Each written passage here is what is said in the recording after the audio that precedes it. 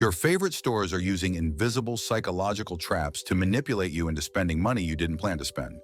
And right now, you're falling for every single one of them without even noticing. Every time you walk into a store, you think you're in control. You have a list, you know what you need, you're just going to grab a few things and leave. But then you walk out with a cart full of stuff you didn't plan to buy and a receipt that's way bigger than you expected. This isn't an accident.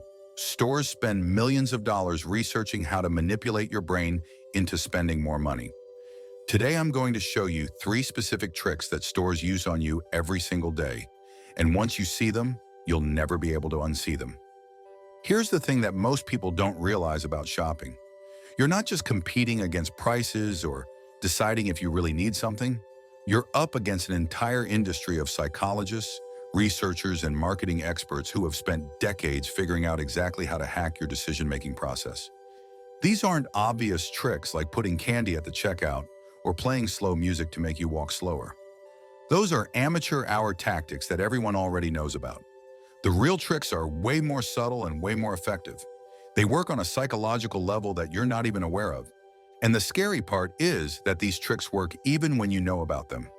You can be fully aware that a store is using psychological manipulation, and you'll still fall for it. Because these tactics target the automatic, subconscious parts of your brain that make decisions before your conscious mind even gets involved. Think about the last time you went shopping. Maybe you went to the grocery store for milk and bread, and somehow you came out with $70 worth of stuff. Or you went to buy one specific item at a department store and ended up buying the more expensive version plus accessories you didn't know existed 5 minutes ago. You probably blamed yourself. You thought, I have no self-control, or I'm bad with money, or I'm too impulsive. But that's not what happened. What happened is that you walked into an environment that was specifically designed to override your self-control and make you spend more than you intended. The store layout was engineered to confuse you and make you wander. The pricing was structured to make expensive options look reasonable. The product placement was designed to trigger impulse purchases. Every single element of that store was optimized to extract as much money from you as possible. And here's what makes this worse. These tricks are getting more sophisticated every year. Stores are using eye-tracking technology to figure out exactly where you look. They're testing different layouts and pricing strategies to see what makes people spend the most. They're analyzing purchase data to predict what you're likely to buy next. You're not shopping in a neutral environment where you make rational decisions based on what you need and what you can afford. You're shopping in a psychological laboratory where everything is designed to make you spend money, and you're the test subject. The problem is that most people have no idea this is happening. They think shopping is straightforward. You see something, you decide if you want it, you buy it, or you don't. But that's not how it works. By the time you consciously think about whether you want something, your subconscious has already been influenced by a dozen different psychological tricks. Let me break down 3 of the most powerful tricks stores use to manipulate your spending, and I'm going to show you exactly how to spot them so you can protect yourself. Trick number 1, decoy pricing, the fake middle option. The first trick is called decoy pricing, and once you understand it, you'll see it everywhere. Here's how it works. Let's say you walk into a movie theater and you want to buy popcorn. You look at the menu and you see 3 sizes. Small is $5, medium is $7, large is $7.50. Now think about what happens in your brain when you see these options. The small seems too small, like you're being cheap. The medium is $2 more than the small, which feels like a lot for not that much extra popcorn. But the large is only 50 cents more than the medium, which suddenly seems like an amazing deal. You get way more popcorn for basically the same price as the medium. So you buy the large. Congratulations, you just fell for decoy pricing. Here's what actually happened. The medium option isn't really there for people to buy. It's there to make the large option look like the smart choice. The medium is the decoy. It's deliberately priced to be unattractive, so that the large seems like incredible value by comparison.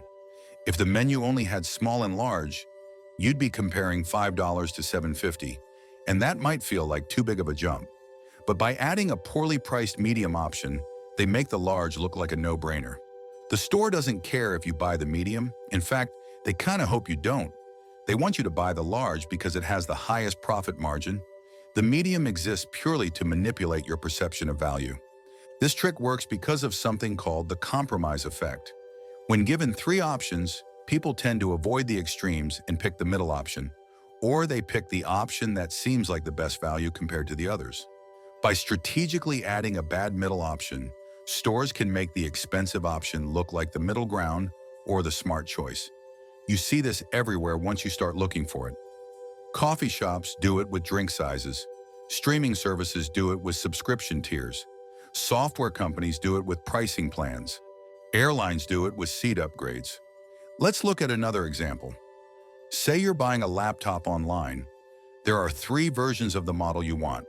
The basic version is $800 and has 128 gigabytes of storage. The mid-tier is $1,000 and has 256 gigabytes of storage.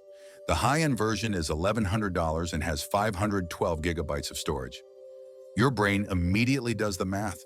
The mid-tier is $200 more for double the storage. That's pretty expensive.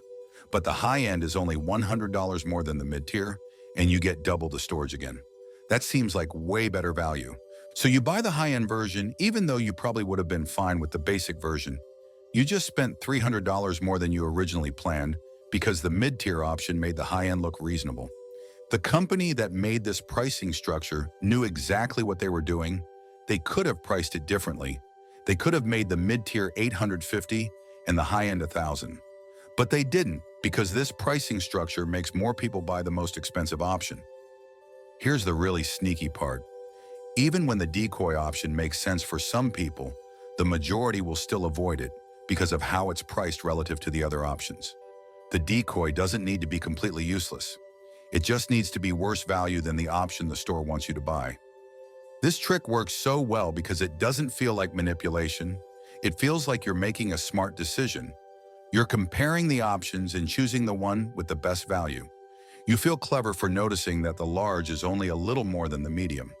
But that feeling of being clever was manufactured by the pricing structure. The way to avoid this trick is to completely ignore the middle option and only compare the cheapest and most expensive options. Ask yourself, is the most expensive option actually worth the price difference from the cheapest option?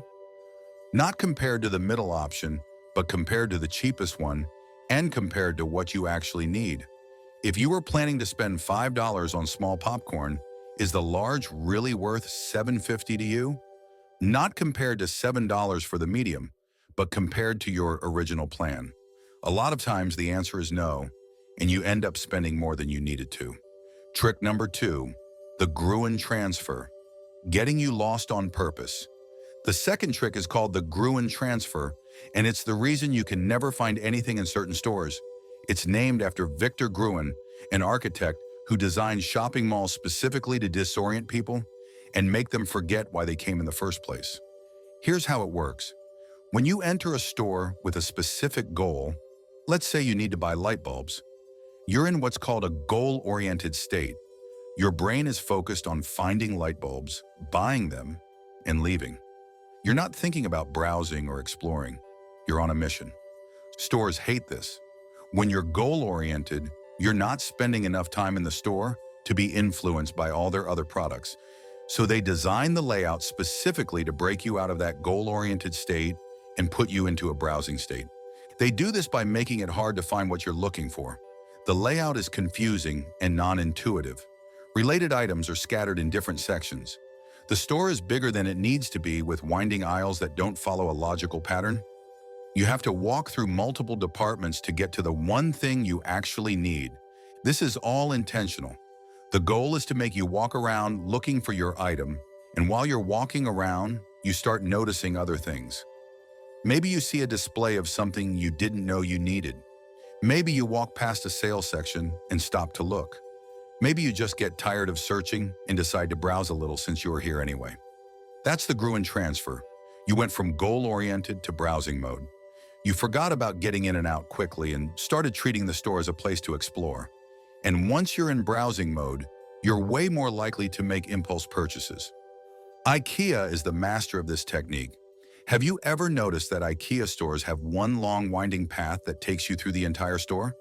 You can't just walk to the section you need. You have to follow the path.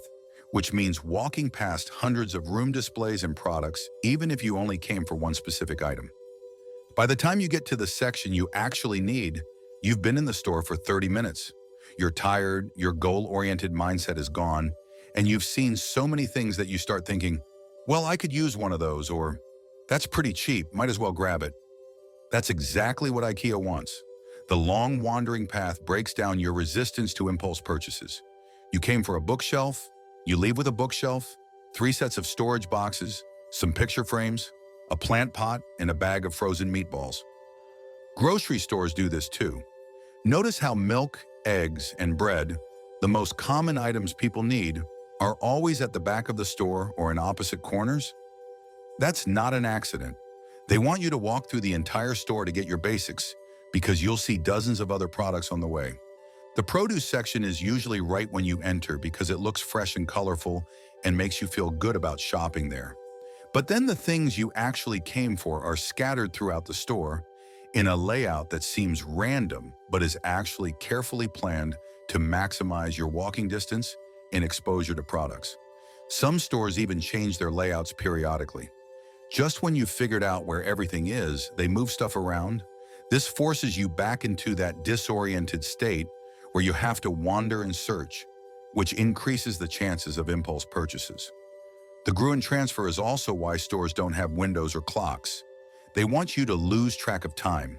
Without natural light or a way to check how long you've been there, you spend more time browsing.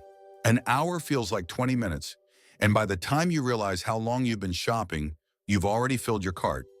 Department stores use this too.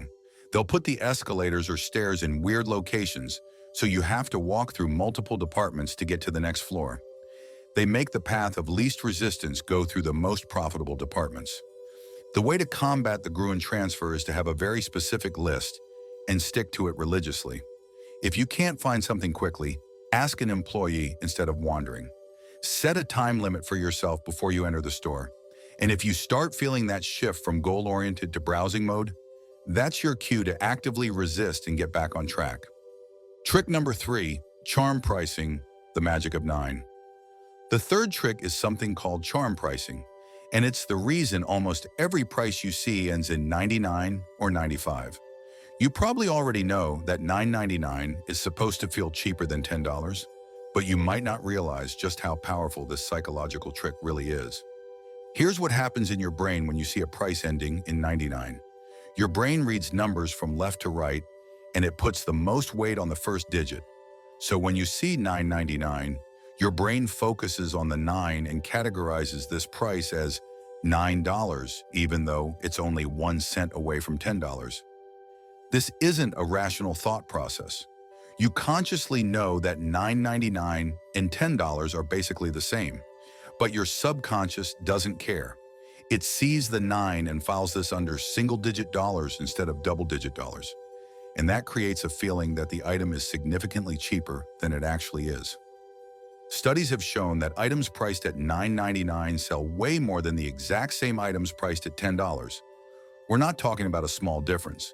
We're talking about 30 or 40% more sales just by dropping the price 1 cent and changing the first digit. Think about that. A 1 cent reduction increases sales by 30%. That's not because people are making rational decisions about saving a penny. It's because the 9 tricks their brain into perceiving the price as much lower than it is. This is why you almost never see round numbers in retail. Everything is 99, 95, 97. Nobody prices something at exactly $20 or exactly $50. It's always $19.99 or $49.99. Car dealerships do this too, but with bigger numbers. A car will be priced at $19,999 instead of $20,000. Even though these are enormous prices where a dollar or even $100 doesn't really matter, people still perceive $19,999 as significantly cheaper than $20,000. Your brain is still doing that left to right reading and focusing on the first digit. 19,000 feels like the teens, 20,000 feels like the 20s, and that psychological gap makes people way more likely to buy at $19,999. There's also research showing that prices ending in 99 signal a discount or good deal, while round numbers signal luxury or premium quality. So even beyond the left-digit effect, the 99 ending makes your brain think you're getting a bargain. This means stores use round numbers strategically for expensive items where they want to emphasize quality over value. A luxury watch might be priced at $5,000 flat because the round number makes it seem more prestigious. But a regular watch will be $99.99 because the retailer wants you to focus on the price being under $100. The really manipulative part is that stores combine charm pricing with sales to make them seem more impressive. Instead of saying 25% off, they'll show you the original price of $29.99 and the sale price of $22.49. Both prices use the 99 trick, but now you're comparing them and the discount feels bigger because you're subconsciously comparing 20s to 30s instead of comparing the actual dollar amounts. Restaurants do a sneaky version of this by removing dollar signs from menus. Instead of seeing $24.99, you just see $24.99, or sometimes just $24 with no decimal point. Research shows that people spend more when dollar signs are removed because the numbers feel less like money. Your brain doesn't trigger the same pain response of spending when it's just seeing numbers without the currency symbol. Some high-end restaurants write out prices in words instead of numbers for the same reason. 45 feels different from $45 even though they are the same thing. The word version feels less connected to actual money leaving your wallet. The way to fight charm pricing is to round up in your head. When you see $9.99, train yourself to think of it as $10. When you see $19.99, call it $20. When you see $2.49, round it to $2.50. This removes the psychological manipulation and lets you see the actual price you're paying. Also pay attention to how stores display prices during sales. They want you to focus on the sale price being under 20 while ignoring that it was originally under 30 using the same trick. Compare the actual dollar amounts and calculate the actual percentage discount instead of letting the charm pricing fool you into thinking the deal is better than it is. Here's the thing that really opened my eyes about all of these tricks. None of them are about giving you information to make a better decision. They're all about limiting your ability to make rational decisions. Decoy pricing doesn't give you a better understanding of what each option is worth. It manipulates your perception of value by introducing a fake comparison. The Gruen Transfer doesn't help you find what you need more easily. It deliberately makes shopping harder so you'll buy more things. Charm pricing doesn't give you any useful information. It just exploits how your brain processes numbers. Every single one of these tricks is designed to override your rational thinking and trigger automatic responses in your subconscious. And the reason they work so well is that stores have spent millions of dollars testing them on millions of people to figure out exactly what buttons to push in your brain. You're not weak or stupid for falling for these tricks. You're human. Your brain has built-in shortcuts and biases that made sense in the past, but can be exploited by people who understand them. And stores absolutely understand them. The good news is that awareness is the first step to resistance. You can't completely eliminate the effect of these tricks. They work even when you know about them. But you can reduce their impact by consciously recognizing when they're being used on you. When you see 3 pricing options, you can stop and think, wait, is this middle option just a decoy? When you find yourself wandering around a store, you can recognize this is the Gruen Transfer. I need to get back on task. When you see 99-cent pricing, you can round up and see the real price. The power dynamic shifts when you know what's happening. You go from being an unconscious victim of manipulation to being a conscious observer who can make better choices. Not perfect choices. These tricks are too powerful for that, but better choices. Let me quickly recap the 3 major tricks stores use to make you spend more money than you planned. First, decoy pricing. Stores add a middle option that's deliberately overpriced to make the most expensive option look like better value. The medium-size or mid-tier product isn't really meant to be bought. It's meant to make you choose the large or premium option by comparison. Fight this by ignoring the middle option and asking yourself if the most expensive option is worth it compared to the cheapest, not compared to the decoy. Second, the Gruen Transfer. Stores design confusing layouts that make it hard to find what you need. This breaks you out of goal-oriented shopping mode and puts you into browsing mode, where you're way more likely to make impulse purchases. They put common items at opposite ends of the store, create winding paths through multiple departments, and remove clocks and windows so you lose track of time. Fight this by making a specific list, asking employees for help instead of wandering, and setting a time limit before you enter. Third, charm pricing. Prices ending in 99 or 95 trick your brain into seeing them as significantly cheaper than they are because your brain focuses on the leftmost digit. $9.99 feels way cheaper than $10, even though it's 1 cent different. Stores use this on everything from cheap items to cars. Fight this by rounding up all prices in your head to see what you're actually paying. These tricks are everywhere. Every store you shop at uses at least one of them, and most use all three plus dozens of other psychological techniques we didn't even cover. Things like putting expensive items at eye level, using warm lighting on food products, playing specific types of music to influence shopping speed, creating artificial scarcity to trigger FOMO, offering store credit cards at checkout when you're tired and your decision-making is weakest. The entire retail environment is a psychological battlefield where every element is optimized to extract money from you. Store design, product placement, pricing strategies, lighting, music, colors, scents.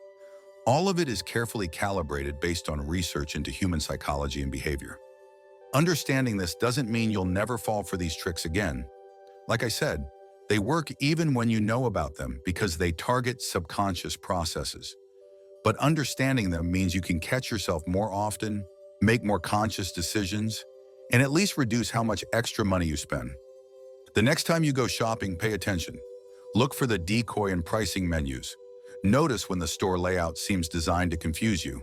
Round up those 99-cent prices. The more you practice recognizing these tricks, the better you'll get at resisting them. And remember, stores aren't evil for using these techniques. They're just businesses trying to maximize profit. But that doesn't mean you have to make it easy for them. You can be a smarter shopper who understands the game being played and makes better decisions because of it. Subscribe if you want to learn more tricks companies use to manipulate you.